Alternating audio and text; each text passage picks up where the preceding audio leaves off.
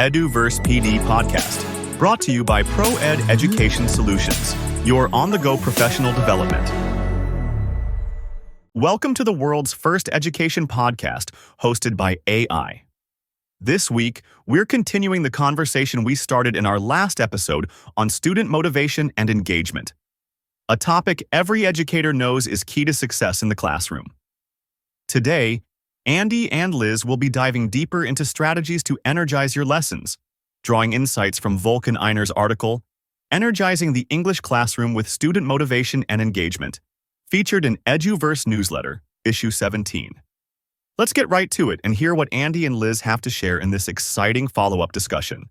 Welcome back to the EduVerse PD podcast series. Oh, it's great to be back. You know, we're really diving deep into this theme of student engagement this season. Last week we were talking about how even small movements can make a big difference in student engagement. And this week we're focusing on practical strategies for the English classroom. Energizing the English classroom. Yes. So I'm Andy. And I'm Liz. Your host and expert guide as always. Nice to be here. And today we are unpacking an article by Volkan Iner. Oh, yes. Now, Volkan Iner is a seasoned English teacher. He is. Over 15 years of experience. Wow.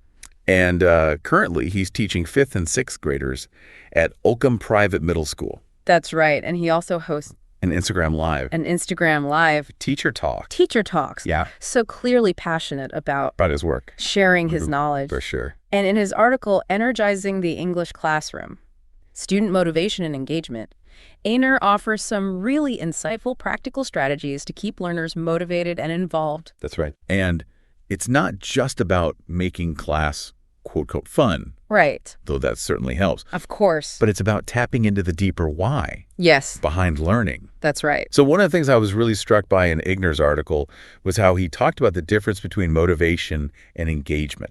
I feel like we use those terms all the time. Yeah. But he really makes this clear distinction between the two. Yeah, and I think that's important.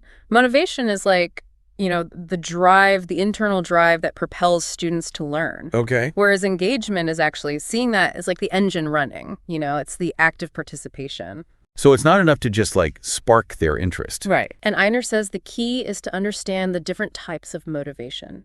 So he talks about intrinsic motivation. That's the joy of learning for learning's sake. It's the student who loves to read just for the pleasure of getting lost in a story. Right, or the student who participates in discussions because they're genuinely curious about the topic. It's that, like, internal drive that makes learning so rewarding. It's like that aha moment. Yes, when a concept finally clicks. Or the satisfaction of mastering a new skill. That's the beauty of intrinsic motivation. And while that is what we're ultimately aiming for, Iner also acknowledges the role of extrinsic motivation. Which is that motivation that comes from external factors. Like grades, praise, or rewards. And that can be helpful, especially for younger learners. Or students who need a little bit of an extra push. Yeah, it's like offering a little incentive to get them started. But Iner cautions against relying too heavily on extrinsic motivators. Because if we're always dangling carrots in front of them, they may never develop that internal love of learning. Exactly. They might become so focused on the reward that they miss out on the actual learning process itself. And then once those rewards are gone,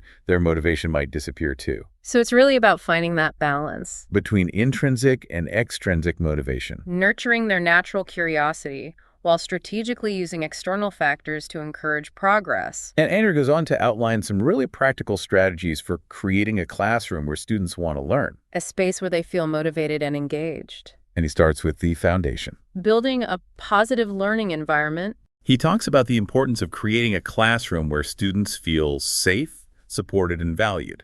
It made me think back to our conversation last week about movement. Yeah. You know, physical space can either invite or inhibit movement, right? But the same goes for the emotional atmosphere of the classroom. Oh, that's so true. That can really either foster engagement or totally kill it. Or, yeah, exactly, stifle it. Which reminds me, I think, about how important it is to build rapport with our students. Yeah, that's huge. You know, it's not just knowing their names, it's knowing, like, what are they interested in? What are their challenges? Right, what are their goals? Where are they going? Exactly. It's like really seeing them as individuals on their own learning journey. Right, and when they feel seen and heard, they're more likely to actually open themselves up to learning. Yeah. And I thought this connected back to last week as well when we were talking about movement. Okay. Iner talks about the power of peer interaction. So things like group work, collaborative projects. And last week we talked about movement fostering a sense of community.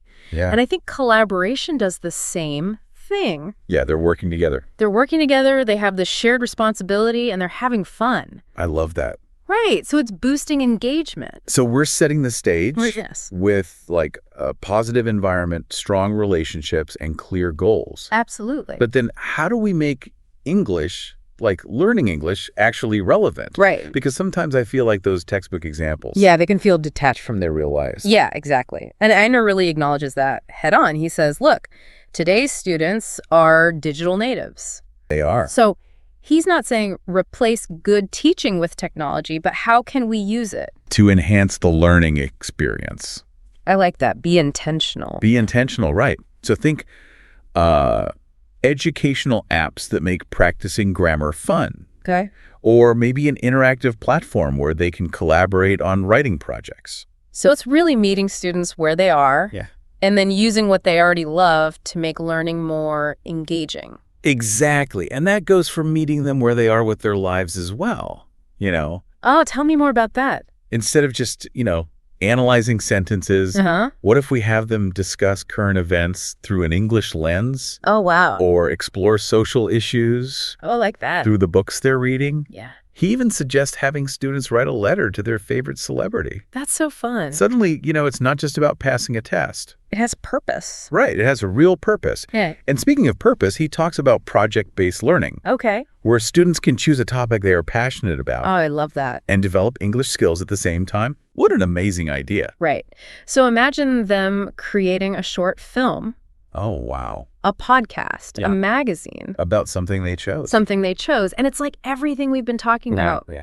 Positive environment, real world relevance, collaboration. It's all coming together. And the kids are excited about it. Exactly. And think about all the skills they're developing. Mm-hmm. Research, writing, collaboration, presentation skills. Wow. It's really holistic.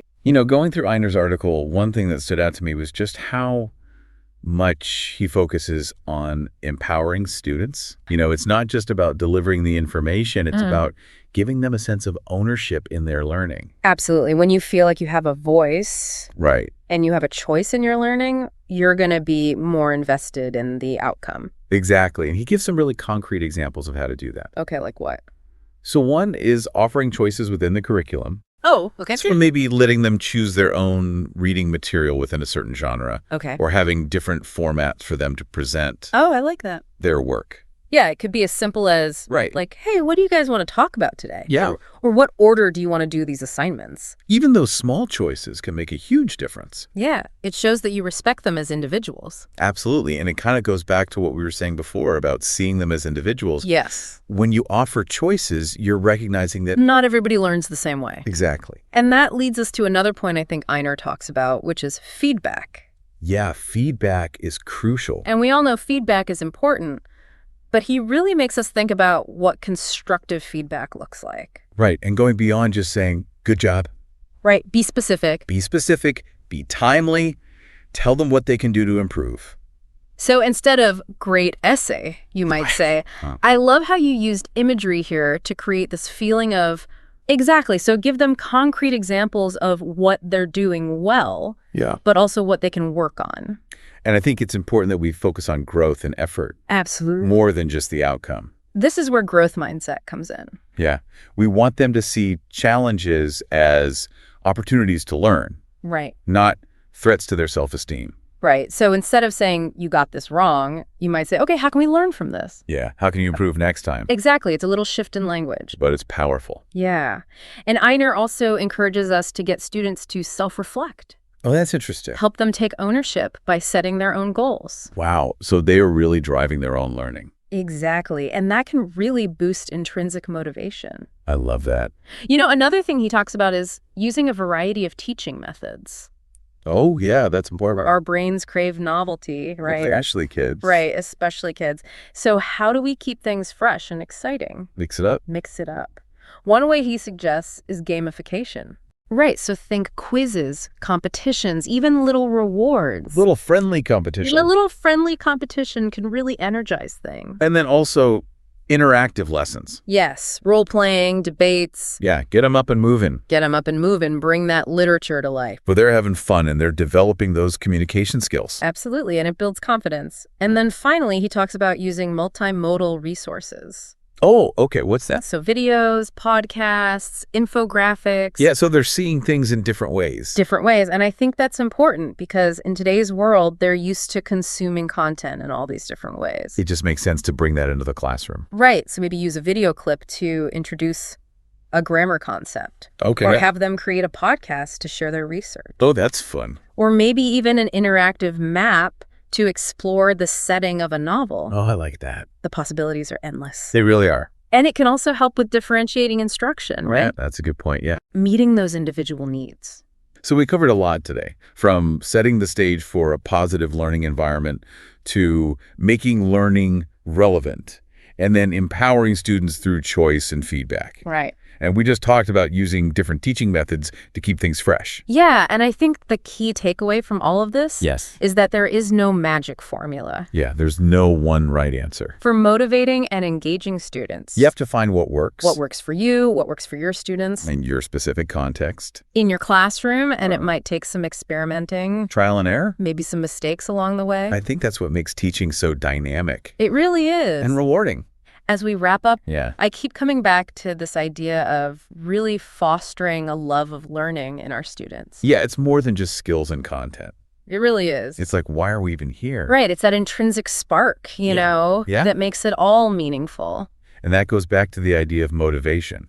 It's helping them discover the why. The why behind the what, yeah. Why does language even matter? Yeah, why is it exciting to explore different genres and express yourself through writing? And when they connect with that, Yeah, the learning just becomes so much richer. it does. And sometimes I think we have to, let go of the idea that learning has to be so serious all the time. Oh, absolutely. Embrace playfulness, creativity, silliness. Yeah, have fun. Have fun, exactly. I mean, think back to when you were a student. Yeah. What were those moments that really lit you up? Oh, for sure. I bet they involved passion, Yes. laughter, a sense of wonder, Yes. maybe even some epic fails along the way. Those are the moments we remember, Right. where it wasn't just about, memorizing stuff. Right. But it was about making connections. Yeah. And, new perspectives. Yeah, and surprising yourself. Yeah. And you know what? As teachers, Yeah, we can create those moments for our students every day. we really can. It all starts with us. I think so. If we're excited, Yeah, if we're curious. passionate, It's contagious. it really is. And when we make that classroom a place where it's okay to take risks and ask questions and be silly. To make mistakes. Yes. That's when the real magic happens. That's where they blossom They do. into these confident, creative, engaged learners. So to wrap up, Yeah. we want to leave you with a few questions to think about. What are you doing to foster that love of learning Yeah, what's one little thing you can do this week? to bring more joy, More creativity. more energy into your classroom? And remember, motivated, engaged learners, They don't just succeed academically. they develop a lifelong love of learning. And isn't that what we all want? That's the goal. We'll be back next week with another fascinating topic in education. Thanks for joining us on the EduVerse PD series. Until then, keep those creative sparks flying in your classrooms.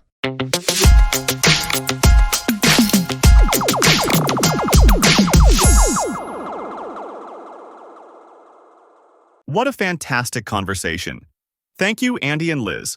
Thank you for sharing even more powerful strategies to inspire student motivation and engagement. If you want to read Volkan Iner's full article, Energizing the English Classroom with Student Motivation and Engagement, head over to our website and grab your copy of EduVerse Newsletter, Issue 17, available on our website at www.proed.com.vn/eduverse. We'd also love to hear from you. If you have tips, techniques, or ideas for keeping students engaged, why not share them with the EduVerse community? Submit your article today on our website, and you might just inspire educators around the world. Thanks for listening, and we can't wait to welcome you back in our next episode of the EduVerse PD podcast, brought to you by ProEd Education Solutions.